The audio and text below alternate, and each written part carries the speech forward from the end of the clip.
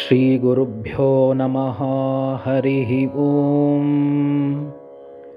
ಶಂಕರಂ ಶಂಕರಾಚಾರ್ಯಂ ಗಾಯತ್ರೀಂ ಚ ಸರಸ್ವತೀಂ ಯಸ್ಮರೇಚ್ಛ್ರದ್ಧಯಾ ನಿತ್ಯಂ ಸೋಷ್ಣುತೆ ಪರಮಾಂಗತಿಂ.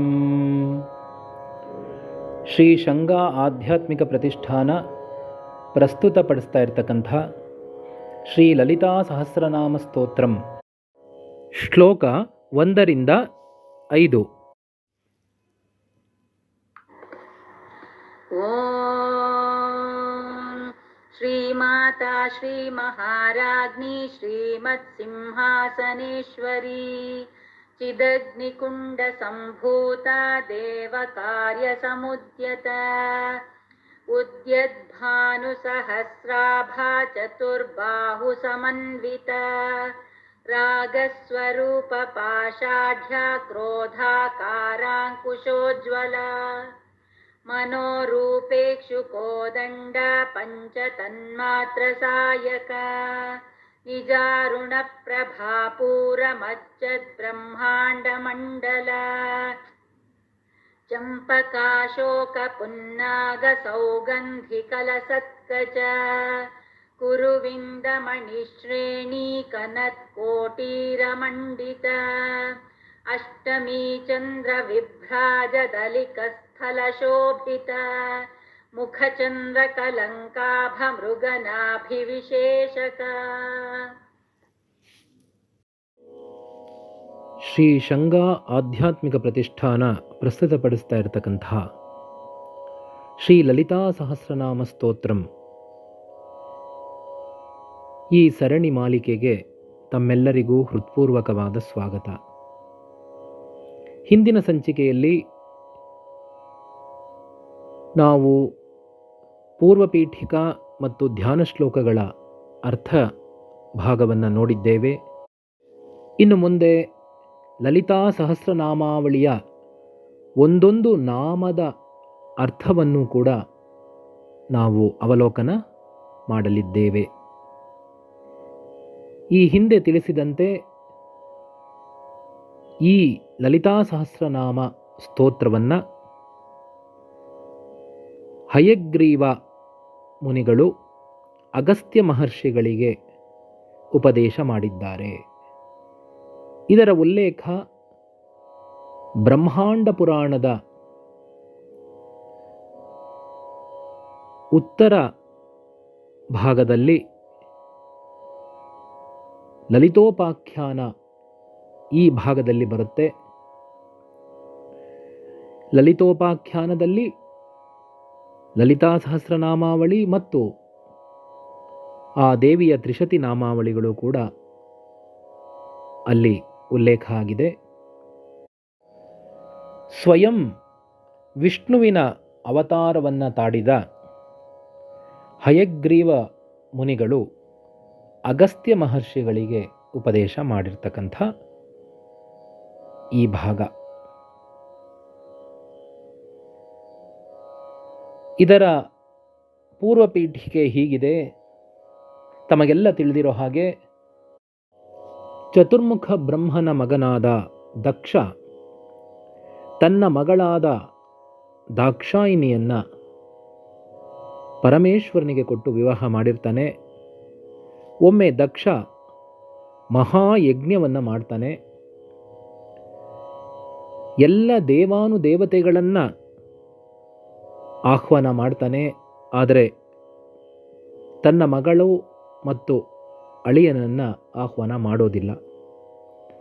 ಆದರೂ ದಾಕ್ಷಾಯಿಣಿಗೆ ಈ ವಿಷಯ ತಿಳಿಯುತ್ತೆ. ಅವಳು ಈ ಒಂದು ಸಮಾರಂಭಕ್ಕೆ ಅಪ್ಪ ಕರೆದಿದ್ದರೇನಂತೆ, ನಾವು ಹೋಗೋಣ ಅಂತ ಹೇಳಿ ಪರಮೇಶ್ವರನನ್ನು ಒಲಿಸಿ ಕರೆದುಕೊಂಡು ಹೋಗ್ತಾಳೆ. ಆದರೆ ಅಲ್ಲಿ ದಕ್ಷ ಶಿವನಿಗೆ ಅವಮಾನ ಮಾಡ್ತಾನೆ. ಅದನ್ನು ತಡೆಯಲಾರದೆ ದಾಕ್ಷಾಯಿಣಿ ಅಗ್ನಿ ಪ್ರವೇಶ ಮಾಡ್ತಾಳೆ.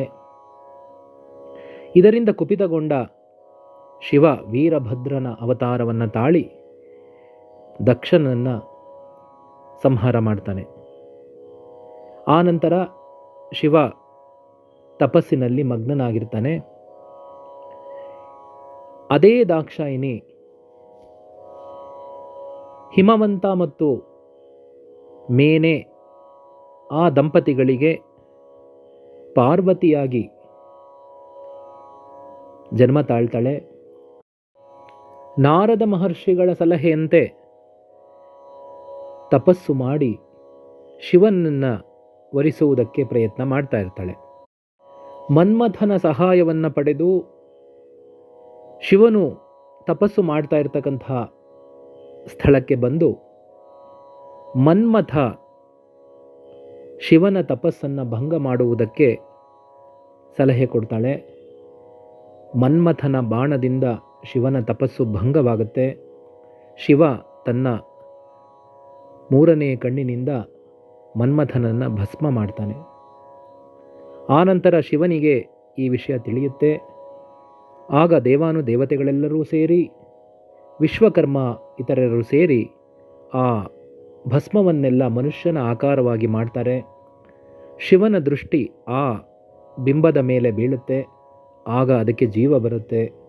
ಅವನೇ ಮುಂದೆ ಭಂಡಾಸುರನಾಗ್ತಾನೆ. ಅವನು ತಪಸ್ಸು ಮಾಡಿ ಶಿವನಿಂದ ಎಲ್ಲ ವರಗಳನ್ನೂ ಪಡ್ಕೊಳ್ತಾನೆ. ನಂತರದಲ್ಲಿ ಶಿವ ಮತ್ತು ಪಾರ್ವತಿಯ ವಿವಾಹವಾಗುತ್ತೆ. ಆದರೆ ಭಂಡಾಸುರನ ಹಾವಳಿ ಹೆಚ್ಚಿರುತ್ತೆ. ಆಗ ಇಂದ್ರಾದಿ ದೇವತೆಗಳೆಲ್ಲರೂ ಯಜ್ಞವನ್ನು ಮಾಡ್ತಾರೆ. ಆ ಯಜ್ಞದಲ್ಲಿ ಜ್ಞಾನ ಅಗ್ನಿಯಾಗಿ, ಚಿದಗ್ನಿಯಾಗಿ ಆ ಕುಂಡದಲ್ಲಿ ಆ ದೇವಿ ಶ್ರೀಚಕ್ರ ಸ್ವರೂಪಳಾಗಿ ಚತುರ್ಭುಜಳಾಗಿ ಪ್ರಕಟಗೊಳ್ತಾಳೆ. ಆಕೆಯ ವಿವರವನ್ನೇ ನಾವು ಇನ್ನು ಮುಂದೆ ನೋಡಲಿದ್ದೇವೆ. ಶ್ರೀಮಾತಾ, ಶ್ರೀ ಎನ್ನುವುದಕ್ಕೆ ಹಲವಾರು ವಿವರಣೆಗಳಿದೆ. ಶ್ರೀ ಸೂಕ್ತದಲ್ಲಿ ನಾವು ನೋಡಬಹುದು, ಶ್ರೀರ್ವರ್ಚಸ್ಯ ಮಾಯುಷ್ಯ ಮಾರೋಗ್ಯ ಮಾವಿಧಾತ್ ಪವಮಾನಂ ಮಹೀಯತೆ ಧನಂ ಧಾನ್ಯಂ ಪಶುಂ ಬಹುಪುತ್ರಲಾಭಂ ಶತಸಂವತ್ಸರಂ ದೀರ್ಘಮಾಯು. ಶ್ರೀ ಅಂದರೆ ಸಂಪತ್ತು, ಎಲ್ಲ ಸಂಪತ್ತಿಗೆ ಒಡೆಯಳು ಆ ತಾಯಿ. ಈ ಜಗತ್ತಿನಲ್ಲಿರ್ತಕ್ಕಂಥ ಯಾವ್ದ್ಯಾವುದು ನಾವು ಸಂಪತ್ತು ಅಂತ ತಿಳಿದಿದ್ದೀವೋ ಅದೆಲ್ಲವೂ ದೇವಿಯ ಒಂದು ಪಾದದ ಧೂಳು. ಇನ್ನು ವರ್ಚಸ್ಸು, ಇಡೀ ಲಲಿತಾ ಸಹಸ್ರನಾಮದಲ್ಲಿ ಆಕೆಯ ಸೌಂದರ್ಯದ ಬಗ್ಗೆ ತಿಳಿಸಿದರೆ ಎಲ್ಲವೂ ರತ್ನದಿಂದ ಕೂಡಿರ್ತಕ್ಕಂಥ ಶರೀರ. ಅದನ್ನು ಮುಂದೆ ನಾವು ನೋಡಲಿದ್ದೇವೆ. ಆಕೆಯಷ್ಟು ಸೌಂದರ್ಯ ಇನ್ಯಾರಲ್ಲೂ ಇಲ್ಲ. ಸೌಂದರ್ಯಕ್ಕೂ ಮಾತಾ ತಾಯಿ. ಇನ್ನು ಆರೋಗ್ಯ, ಆ ತಾಯಿಯಷ್ಟು ಪರಿಪೂರ್ಣರಾಗಿರ್ತಕ್ಕಂಥ ಶರೀರವುಳ್ಳವರು ಇನ್ಯಾರೂ ಇಲ್ಲ. ಹಾಗಾಗಿ ಆರೋಗ್ಯ ಮಾತಾ. ಆಯಸ್ಸು, ಆಕೆ ಹುಟ್ಟು ಇಲ್ಲ, ಆಕೆಗೆ ಕೊನೆಯೂ ಇಲ್ಲ. ಆದಿ ಅಂತ್ಯ ರಹಿತಳಾಗಿರ್ತಕ್ಕಂಥವಳು. ಹಾಗಾಗಿ ಸದಾ ನವ ಯೌವನದಿಂದ ಕೂಡಿರ್ತಕ್ಕಂಥವಳು ಆ ತಾಯಿ. ಪವಮಾನಂ, ಅತ್ಯಂತ ಪವಿತ್ರಳಾಗಿರ್ತಕ್ಕಂಥವಳು ಅವಳು. ಪರಿಶುದ್ಧಳಾಗಿರ್ತಕ್ಕಂಥವಳು, ಪವಿತ್ರಳಾಗಿರ್ತಕ್ಕಂಥವಳು. ಅಶುದ್ಧತೆಯ ಯಾವ ಲೇಷವೂ ಇಲ್ಲ. ಹಾಗಾಗಿ ಶುದ್ಧತೆಯಲ್ಲಿ ಮಾತಾ. ಧನಂ ಧಾನ್ಯಂ ಪಶುಂ ಬಹುಪುತ್ರಲಾಭಂ. ಇಡೀ ಜಗತ್ತಿಗೆ ತಾಯಿಯಾಗಿರೋದ್ರಿಂದ ಈ ಜಗತ್ತಲ್ಲಿರ್ತಕ್ಕಂಥ ಎಲ್ಲ ಜೀವಿಗಳು ಆಕೆಯ ಮಕ್ಕಳು. ಹಾಗಾಗಿ ಅವಳು ಜಗನ್ಮಾತಾ, ಜಗದಂಬಿಕಾ. ಇನ್ನು ಶ್ರೀ ಅಂದರೆ ವೇದ. 4 ವೇದಗಳಿಗೂ ಅವಳೇ ತಾಯಿ. ಶ್ರೀ ಅಂದರೆ ಆನಂದ. ಎಲ್ಲ ಸಂಪತ್ತುಗಳಿಗಿಂತಲೂ ದೊಡ್ಡ ಸಂಪತ್ತು ಆನಂದ. ಯಾಕೆ ಅಂದರೆ ಎಲ್ಲ ಸಂಪತ್ತುಗಳಿರುವುದು ಆನಂದವನ್ನು ಪಡೆಯುವುದಕ್ಕೆ ಅಂತ. ಎಲ್ಲರೂ ಸಂಪತ್ತಿನ ಹಿಂದೆ ಹೋಗ್ತಾ ಇರೋದು ಆನಂದವನ್ನು ಪಡೆಯೋದಕ್ಕೆ, ದುಃಖವನ್ನು ಕಳ್ಕೊಳ್ಳೋಕ್ಕೆ ಅಂತ. ಆದರೆ ಆನಂದವೇ ಅವಳಾಗಿದ್ದಾಳೆ. ಯಾರಿಗೆ ಆನಂದ ಬೇಕೋ ಅವರು ಶ್ರೀಮಾತಾ ಅನ್ನೋ ನಾಮವನ್ನು ಜಪಿಸ್ತಾ ಇರಬೇಕು.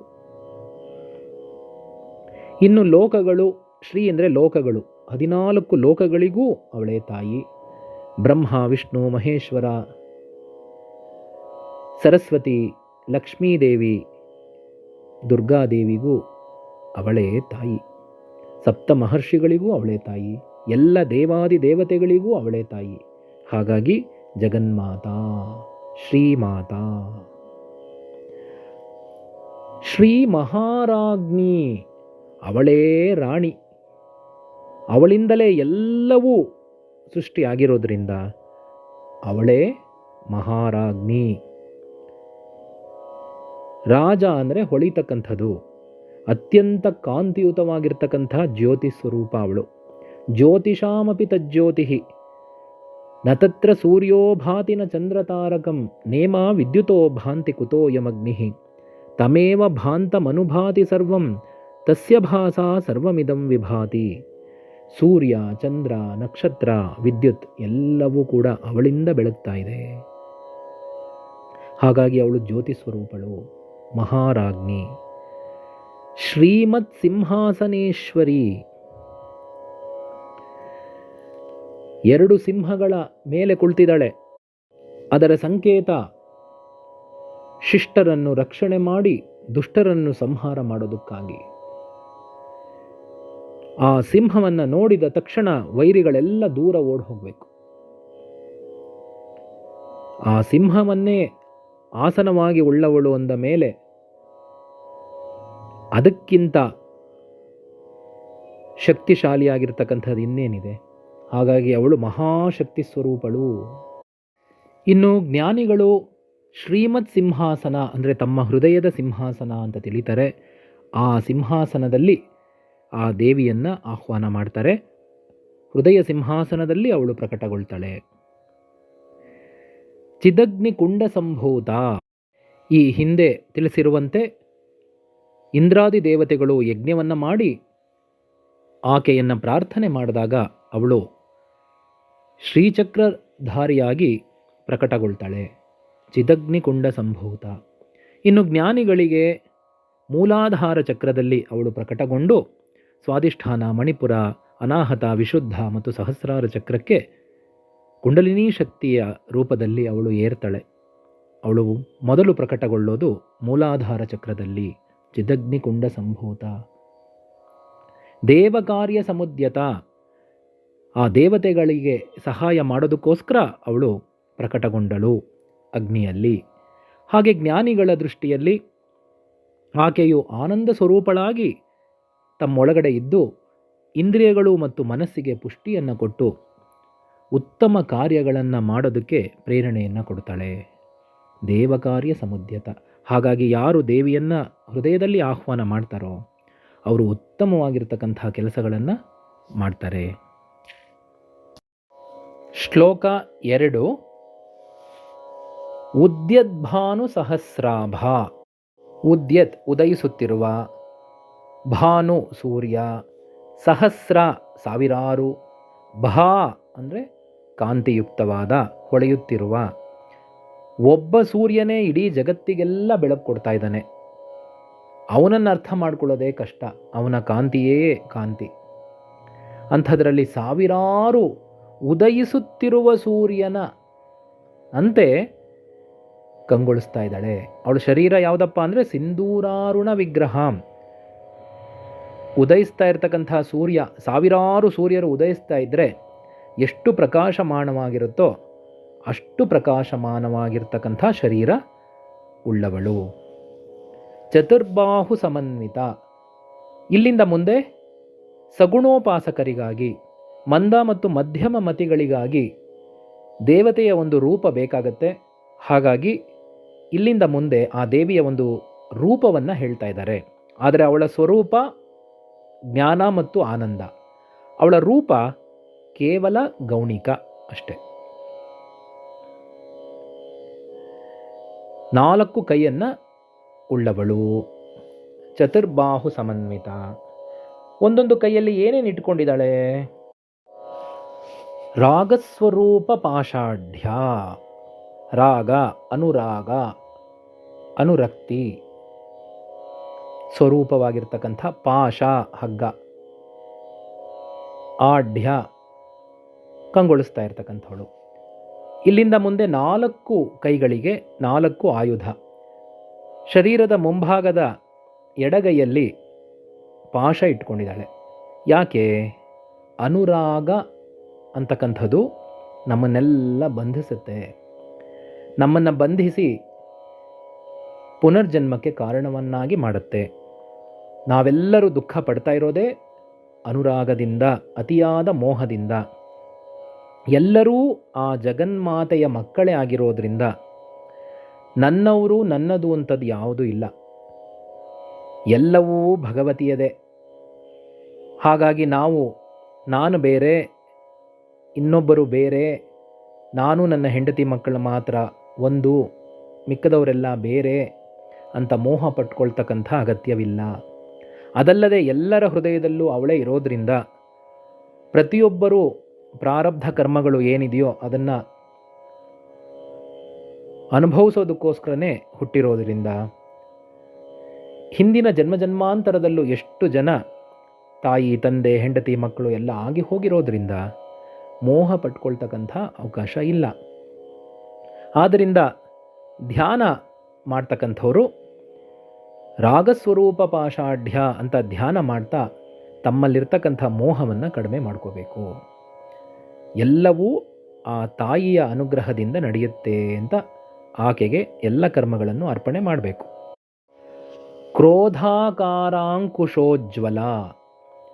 ಕ್ರೋಧ ಮತ್ತೊಂದು ಶತ್ರು. ಕಾಮದಿಂದ ಕ್ರೋಧ.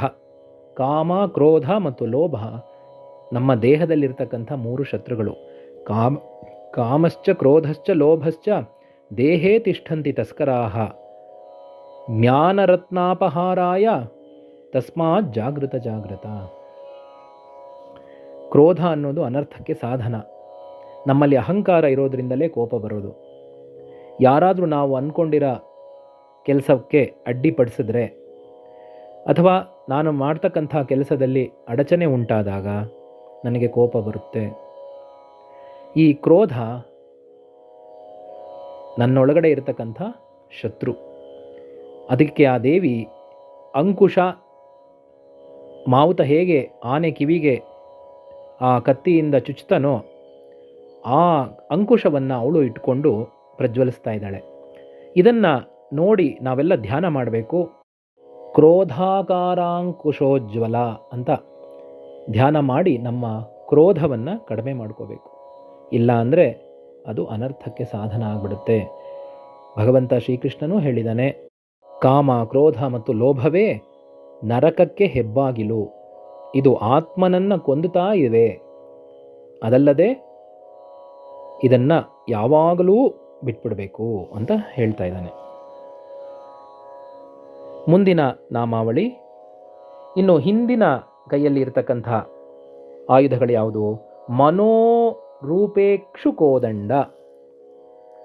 ಮನಃ ಮನಸ್ಸು, ಆ ರೂಪದಲ್ಲಿರ್ತಕ್ಕಂಥ ಇಕ್ಷು ಕಬ್ಬಿನ ಜಲ್ಲೆ, ಕೋದಂಡ ಬಿಲ್ಲು.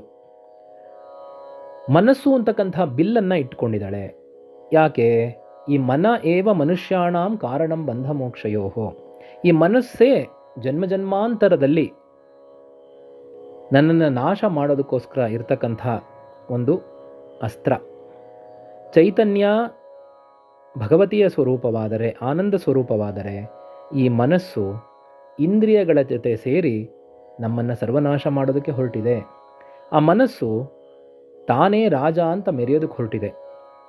ಜಾಗೃತ ಸ್ಥಿತಿಯಲ್ಲೂ ಸ್ವಪ್ನ ಸ್ಥಿತಿಯಲ್ಲೂ ತನ್ನದೇ ರಾಜ್ಯವನ್ನು ಮಾಡುತ್ತೆ. ಆದರೆ ಸುಷುಪ್ತ ಸ್ಥಿತಿಯಲ್ಲಿ, ಗಾಢ ನಿದ್ರೆಯ ಸ್ಥಿತಿಯಲ್ಲಿ ಮನಸ್ಸು ಮತ್ತು ಇಂದ್ರಿಯಗಳು, ಶರೀರಗಳು ಬಿದ್ದೋಗ್ಬಿಡುತ್ತವೆ. ಆಗ ಆತ್ಮಸ್ವರೂಪವಾಗಿರ್ತಕ್ಕಂಥ ದೇವಿ ನಮಗೆ ಪೂರ್ಣ ಅನುಗ್ರಹ ಮಾಡ್ತಾಳೆ. ಗಾಢ ನಿದ್ರೆಯಿಂದ ನಾವು ತಿಳ್ಕೋಬಹುದು ಆನಂದ ಅನ್ನುವುದು ಶರೀರ ಮನಸ್ಸು ಇಂದ್ರಿಯಗಳಿಗೆ ಸಂಬಂಧಪಟ್ಟಿದ್ದಲ್ಲ. ಆದರೆ ಈ ಮನಸ್ಸು ಬಿಡೋದಿಲ್ಲ. ಅದಕ್ಕೆ ಕಾರಣ ಜನ್ಮಾಂತರದಲ್ಲಿ ಮಾಡಿರ್ತಕ್ಕಂಥ ಕರ್ಮಗಳು. ಈ ಮನಸ್ಸು ಅಂತಕ್ಕಂಥ ಶತ್ರುವನ್ನು ಗೆಲ್ಲಬೇಕು. ಅದು ಗೆಲ್ಲಬೇಕಾದ್ರೆ ಮನೋರೂಪೇಕ್ಷು ಕೋದಂಡ ಅಂತ ಧ್ಯಾನ ಮಾಡಬೇಕು. ಇನ್ನು ಹಿಂಭಾಗದ ಬಲಗೈಯಲ್ಲಿ ಪಂಚತನ್ಮಾತ್ರ ಸಾಯಕ 5 ಬಾಣಗಳನ್ನು ಇಟ್ಕೊಂಡಿದ್ದಾಳೆ. 5 ತನ್ಮಾತ್ರೆಗಳು ಅಂದರೆ ಶಬ್ದ, ಸ್ಪರ್ಶ, ರೂಪ, ರಸ, ಗಂಧ 5 ವಿಷಯಗಳು. ಆಕಾಶ, ವಾಯು, ಅಗ್ನಿ, ಜಲ ಮತ್ತು ಪೃಥಿವಿಯಲ್ಲಿ ಇರತಕ್ಕಂಥ 5 ವಿಷಯಗಳು. ಸಾಯಕ ಅಂದರೆ ಬಾಣಗಳು. ಶಬ್ದ, ಸ್ಪರ್ಶ, ರೂಪ, ರಸಗಂಧ ಈ 5 ವಿಷಯಗಳೇ ಪಂಚ ಇಂದ್ರಿಯಗಳನ್ನು ತನ್ನ ಕಡೆಗೆ ಸೆಳೆದುಕೊಳ್ಳುತ್ತವೆ. ಹಾಗಾಗಿ ಮನಸ್ಸು ಕೂಡ ಈ ಇಂದ್ರಿಯಗಳ ಜೊತೆ ಹೋಗುತ್ತೆ, ಅದು ಸರ್ವನಾಶ ಆಗುತ್ತೆ. ಹೇಗೆ ಒಂದೊಂದು ಇಂದ್ರಿಯಗಳೂ ಸರ್ವನಾಶ ಆಗುತ್ತೆ ಅಂತ ಶಂಕರಾಚಾರ್ಯರು ವಿವೇಕ ಚೂಡಾಮಣಿಯಲ್ಲಿ ಹೇಳ್ತಾರೆ. ಜಿಂಕೆ ಶಬ್ದಕ್ಕೆ ಮೈ ಮರೆತು ಬೇಡನ ವಶವಾಗುತ್ತೆ. ಆನೆ ಮಾವುತನ ವಶಕ್ಕೆ ಒಳಗಾಗಿ ಹಳ್ಳದಲ್ಲಿ ಬಿದ್ದು ಹೆಣ್ಣಾನೆಯ ಸಂಪರ್ಕವನ್ನು ಹೊಂದೋದಕ್ಕೋಸ್ಕರ ಮಾವುತನ ಪಾಲಾಗುತ್ತೆ. ಸ್ಪರ್ಶ ಸುಖಕ್ಕಾಗಿ ಮೈ ಮರೆತು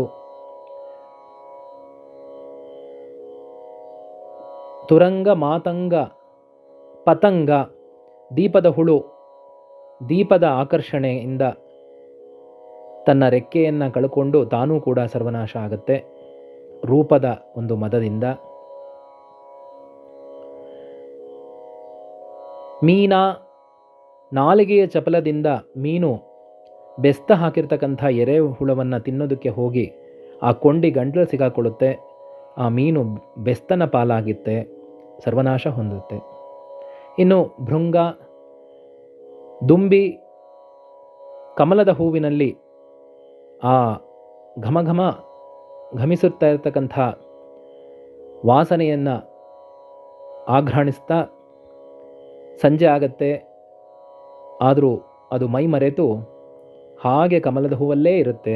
ಕಮಲ ಮುಚ್ಕೊಂಡು ಬಿಡುತ್ತೆ, ಉಸಿರು ಕಟ್ಟುತ್ತೆ, ಅದು ಸತ್ತೇ ಹೋಗುತ್ತೆ. ಹೀಗೆ ಒಂದೊಂದು ಇಂದ್ರಿಯಗಳು ಬಲವಾಗಿರ್ತಕ್ಕಂಥ ಒಂದೊಂದು ಪ್ರಾಣಿಗಳೇ ಜೀವಿಗಳೇ ನಾಶ ಹೊಂದುತ್ತಾ ಇದ್ದಾಗ ಇನ್ನು 5 ಇಂದ್ರಿಯಗಳು ಬಲವಾಗಿರ್ತಕ್ಕಂಥ ಮನುಷ್ಯನ ಪಾಡೇನು ಅಂತ ಶಂಕರಾಚಾರ್ಯರು ವಿವೇಕ ಚೂಡಾಮಣಿಯಲ್ಲಿ ಪ್ರಶ್ನೆ ಮಾಡ್ತಾರೆ. ಈ ಪಂಚಬಾಣಗಳೇ ಸರ್ವನಾಶಕ್ಕೆ ಕಾರಣ. ಮೊದಲು ಆಕರ್ಷಣಂ ಅಥವಾ ಹರ್ಷಣ ಮಾಡುತ್ತೆ. ಮೊದಲು ಸುಖ ಕೊಡೋ ತರಹ ಅಮೃತೋಪಮಂ ಯದಗ್ರೇ ಅಮೃತೋಪಮಂ ಪರಿಣಾಮೇ ವಿಷಮಿವ. ಹಾಗೆ ಮೊದಲು ಆಕರ್ಷಣೆ ಮಾಡುತ್ತೆ, ಆನಂತರ ರೋಚನಾಖ್ಯಂ ಸುಖ ಕೊಡೋ ತರಹ ಮಾಡಿ ಮತ್ತೆ ಮತ್ತೆ ಆ ಕೆಲಸ ಮಾಡೋ ತರಹ ಮಾಡುತ್ತೆ. ಆಮೇಲೆ ಮೋಹನಂ ಅದರ ಮೇಲೇ ಮೋಹ ಹೊಂದೋ ರೀತಿ ಮಾಡುತ್ತೆ. ಆನಂತರ ಶೋಷಣಂ ಅದು ಕಳ್ಕೊಳ್ತಾ ಬರುತ್ತೆ ತನ್ನ ಅಸ್ತಿತ್ವವನ್ನು. ಕೊನೆಗೆ ಮಾರಣಂ ಸರ್ವನಾಶ ಹೊಂದುತ್ತೆ. ಹಾಗಾಗಿ ಈ 5 ಬಾಣಗಳನ್ನು ಆ ದೇವಿ ಇಟ್ಕೊಂಡಿದ್ದಾಳೆ ಇದನ್ನು ಎಚ್ಚರಿಸೋದಕ್ಕೋಸ್ಕರ. ನಿಜಾರುಣ ಪ್ರಭಾಪೂರ ಮಜ್ಜದ್ ಬ್ರಹ್ಮಾಂಡ ಮಂಡಲ. ಹಾಗಾಗಿ ಆಕೆಯ ಸ್ವರೂಪ ಏನಪ್ಪ ಅಂದರೆ ನಿರಾಕಾರ ಸ್ವರೂಪ. ಸೂರ್ಯೋದಯದ ಸಮಯದಲ್ಲಿ ಯಾವ ಬಣ್ಣ ಇರುತ್ತೋ ಆ ಬಣ್ಣ ಉಳ್ಳವಳು. ಹಾಗಾಗಿ ನನ್ನ ಅಂತಃಕರಣದಲ್ಲಿ ಪೂರ್ಣವಾಗಿ ಆನಂದ ಸ್ವರೂಪಳಾಗಿ ಇದ್ದಾಳೆ. ಸಗುಣೋಪಾಸಕರಿಗಾಗಿ ಇನ್ನು ಆಕೆಯ ಕೂದಲಿನ ಬಗ್ಗೆ ಹೇಳ್ತಾ ಇದ್ದಾರೆ. ಚಂಪಕಾ ಶೋಕ ಪುನ್ನಾಗ ಸೌಗಂಧಿ ಕಲಸತ್ಕಚ. ಕಚ ಅಂದರೆ ಕೂದಲು, ಚಂಪಕ ಸಂಪಿಗೆ ಹೂವು, ಅಶೋಕ ಪುಷ್ಪ, ಪುನ್ನಾಗ ನಾಗಲಿಂಗ ಪುಷ್ಪ, ಸೌಗಂಧಿ ಇನ್ನು ಅನೇಕ ಸುಗಂಧಭರಿತವಾಗಿರ್ತಕ್ಕಂಥ ಪುಷ್ಪಗಳು ಆಕೆಯ ಕೂದಲಿಗೆ ಸುವಾಸನೆಯನ್ನು ನೀಡುತ್ತಾ ಇದೆ. ಅಲ್ಲ, ಆಕೆಯ ಕೂದಲಿನಿಂದ ಈ ಎಲ್ಲ ಪುಷ್ಪಗಳು ಸುಗಂಧವನ್ನು ಉಳಿಸ್ಕೊಂಡಿವೆ. ಇಲ್ಲ ಅಂದರೆ ಆ ಪುಷ್ಪಗಳಿಗೆ ಸುಗಂಧ ಇರ್ತಾನೇ ಇರಲಿಲ್ಲ. ಆ ತಾಯಿಯ ಕೂದಲನ್ನು ಏರಿಸಿದ ಕ್ಷಣದಿಂದ ಈ ಎಲ್ಲ ಪುಷ್ಪಗಳು ಸುಗಂಧಭರಿತವಾಗಿ ಹೊರಹೊಮ್ತಾ ಇವೆ. ಕುರುವಿಂದ ಮಣಿಶ್ರೇಣಿ ಕನತ್ ಕೋಟೀರ ಮಂಡಿತ. ಕುರುವಿಂದ ಪದ್ಮರಾಗ ಮಣಿ, ಇದು ಶ್ರೀಲಂಕಾದಲ್ಲಿ ರಾವಣಗಂಗಾ ಅಂತಕ್ಕಂಥ ನದಿಯಲ್ಲಿ ಸಿಗುತ್ತಂತೆ. ಅತ್ಯಂತ ಸ್ಫಟಿಕವಾಗಿರ್ತಕ್ಕಂಥ, ಟ್ರಾನ್ಸ್ಪರೆಂಟ್ ಆಗಿರ್ತಕ್ಕಂಥ, ಗಾಜಿನ ಸ್ವರೂಪದಲ್ಲಿರ್ತಕ್ಕಂಥ ಕಲ್ಲು. ಅದರ ಒಂದು ಮಣಿ ಶ್ರೇಣಿ ಕನತ್ ಕೋಟೀರ ಮಂಡಿತ. ದೇವಿ ಧರಿಸಿರ್ತಕ್ಕಂಥ ಕಿರೀಟದಲ್ಲಿ ಈ ಪದ್ಮರಾಗ ಮಣಿಗಳ ಶ್ರೇಣಿ ಕಂಗೊಳಿಸ್ತಾ ಇದೆ. ಅಷ್ಟಮಿ ಚಂದ್ರ ವಿಭ್ರಾಜ ದಲಿಕ ಸ್ಥಳ ಶೋಭಿತ. ಅವಳ ಹಣೆಯ ಭಾಗ ದಲಿಕ, ಹಣೆಯ ಭಾಗ ಅರ್ಧಚಂದ್ರನಂತೆ. ಅಷ್ಟಮಿ ಚಂದ್ರ ಅಂದರೆ ಅರ್ಧಚಂದ್ರ, ಹುಣ್ಣಿಮೆ ಚಂದ್ರ ಪೂರ್ಣಚಂದ್ರ. ಅರ್ಧಚಂದ್ರ ಮುಂಭಾಗ, ಅರ್ಧಚಂದ್ರ ಹಿಂಭಾಗ. ಅರ್ಧಚಂದ್ರದಿಂದ ಕಂಗೊಳಿಸ್ತಾ ಇದ್ದಾಳೆ. ಮುಖಚಂದ್ರ ಕಲಂಕಾಭ ಮೃಗನಾಭಿ ವಿಶೇಷಕ. ಇನ್ನು ಅವಳ ಹಣೆಯ ಭಾಗ ಕಸ್ತೂರಿ ಮೃಗನಾಭಿ, ಮೃಗ ಕಸ್ತೂರಿ ಮೃಗ, ಅದರ ನಾಭಿಯಿಂದ ಬರ್ತಕ್ಕಂತಹ ಸುವಾಸನ ಭರಿತವಾಗಿರ್ತಕ್ಕಂತಹ ಕಸ್ತೂರಿ, ಅದರ ತಿಲಕವನ್ನು ಹಣೆಗೆ ಧರಿಸಿದ್ದಾಳೆ. ಹೇಗೆ ಪೂರ್ಣಚಂದ್ರನಲ್ಲಿ ಒಂದು ಕಳಂಕ ಇರುತ್ತೋ, ಜಿಂಕೆಯ ಗುರುತಿರುತ್ತೋ, ಹಾಗೆ ಆ ಚಂದ್ರ ಮುಖವಾಗಿರ್ತಕ್ಕಂಥ ಆಕೆಯ ಮುಖದಲ್ಲಿ ಕಸ್ತೂರಿ ತಿಲಕ ಕಂಗೊಳಿಸ್ತಾ ಇದೆ.